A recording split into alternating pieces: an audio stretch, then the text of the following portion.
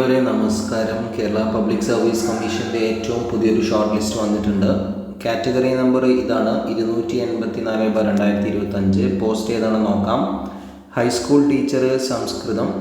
Category number already നമ്മൾ പറഞ്ഞു കഴിഞ്ഞു. എഡ്യൂക്കേഷൻ ഡിപ്പാർട്ട്മെൻറ്റ് ഇടുക്കി ജില്ല. അപ്പോൾ ഇടുക്കി ജില്ലയിലെ HST സംസ്കൃതത്തിൻ്റെ ഷോർട്ട് ലിസ്റ്റാണ് ഇപ്പോൾ വന്നിട്ടുള്ളത്. ഇവർക്ക് ഇനി ഇൻ്റർവ്യൂവും അതുപോലെ തന്നെ ഡോക്യുമെൻറ്റിൻ്റെ ഒറിജിനൽ വെരിഫിക്കേഷനും കാര്യങ്ങളൊക്കെ ഉണ്ടായിരിക്കും. അതിനുശേഷം റാങ്ക് ലിസ്റ്റ് വരും. ഇതിൻ്റെ ഓൺലൈൻ എക്സാം നടന്നത് 29/4/2026 മെയിൻ ലിസ്റ്റിൽ ഉൾപ്പെട്ട ആളുകളെ രജിസ്റ്റർ നമ്പർ നിങ്ങൾക്കിവിടെ കാണാം.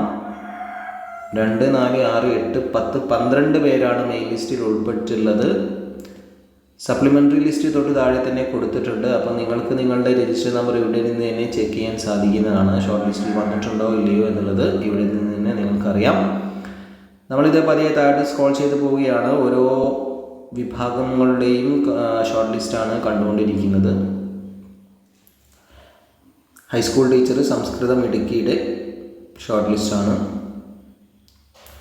നമ്മളിതങ്ങനെ പതിയെ താഴോട്ട് സ്ക്രോൾ ചെയ്ത് പോകുന്നു. ഇവിടെ നിങ്ങൾക്ക് കാണാം മെയിൻ ലിസ്റ്റിൽ 12 പേര്, സപ്ലിമെൻ്ററിയിൽ 49, അങ്ങനെ ആകെ 61 പേര്.